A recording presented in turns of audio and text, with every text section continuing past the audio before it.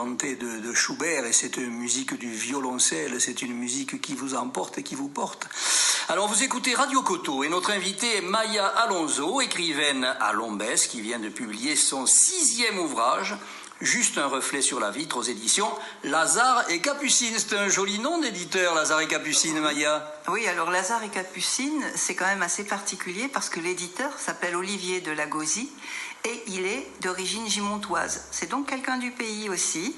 Et voilà, ça nous ramène au Gers. Voilà, et qui est lui-même auteur et qui a décidé de créer sa maison il y a 4 ans. Et il est en région parisienne. Et il est monté à Paris dans sa jeunesse pour jouer au rugby en tant que professionnel, quand même. Ah, oui. Et puis, il y a mené sa carrière professionnelle parallèle, à côté, on va dire, jusqu'à donc son souhait de fonder cette maison. Lazare, parce que c'est un homme qui est branché dans la spiritualité. Et puis Capucine, je lui ai demandé pourquoi Capucine, et puis il m'a dit que c'était pour son épouse. C'est beau, c'est très beau. Voilà. Alors Maya, ça y est, il est sorti ce livre, déjà salué par la critique, je le précise. Est-ce qu'il vous a donné du mal dans sa réalisation, car il est particulièrement dense et riche en rebondissements? Non. Non, elle écrit facilement, Maya. J'ai suivi mes personnages, notamment la petite Émilie, qui est vraiment très très spéciale. Il est touchant, le personnage d'Émilie. L'incomprise Émilie. Et oui, et qui est vraiment, quand je dis spéciale, elle est spéciale. Elle a un pied sur l'autre rive, un pied sur cette rive. Elle est entre deux mondes. Elle a un peu de mal à s'incarner, c'est-à-dire à vraiment habiter la terre. Elle reste toujours en relation avec des choses, on pense que c'est une simple d'esprit dans la famille, on ne la considère pas. Il n'y a que sa maman qui sait que sa fille n'est pas comme toutes les autres. Il n'est pas bon à être différent. Et voilà, mais Émilie assume très très bien sa différence. Elle est très très équilibrée dans sa vie, qu'elle dédie aux animaux et à la nature. Mais les animaux sont vraiment le centre de sa vie. Oui, il y a le sanglier, oui, le corbeau. Oui, pruneau.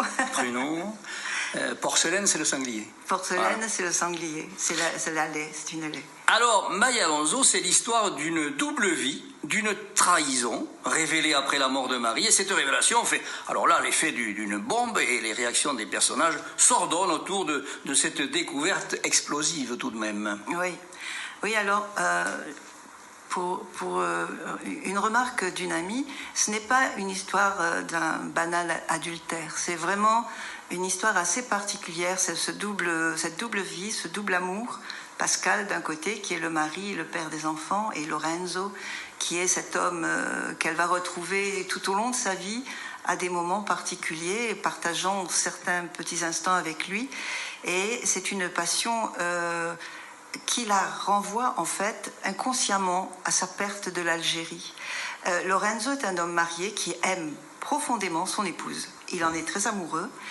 Et lui, de son côté, un peu pervers peut-être, lui, il a besoin d'avoir des conquêtes pour se prouver qu'il reste libre et qu'il reste toujours maître de sa vie.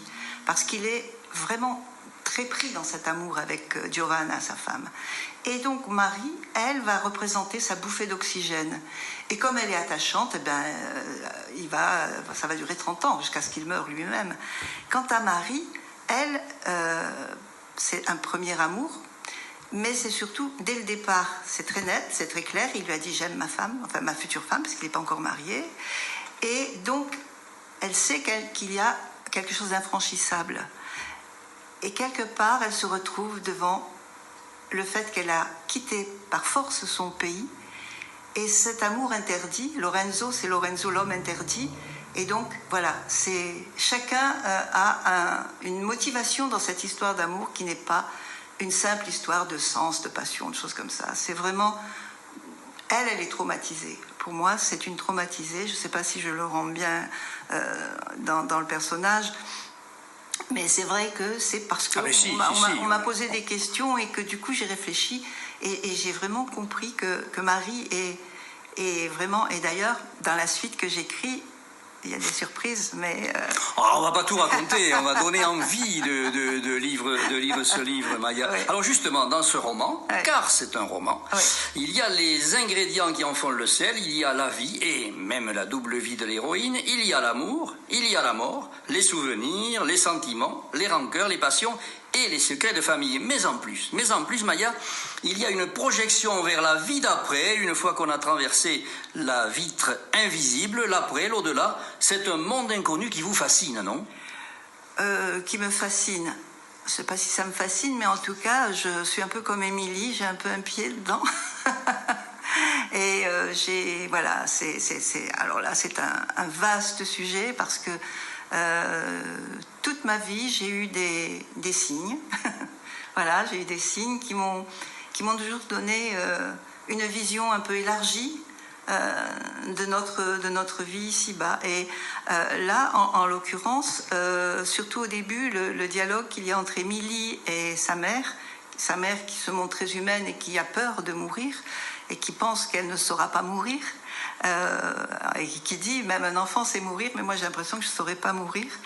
C'est en fait c'est une sorte d'angoisse profonde que j'avais en moi à ce moment-là. C'était aussi après la mort de ma maman qui a été pour moi extrêmement importante, non seulement en tant que mère, mais en tant que amie.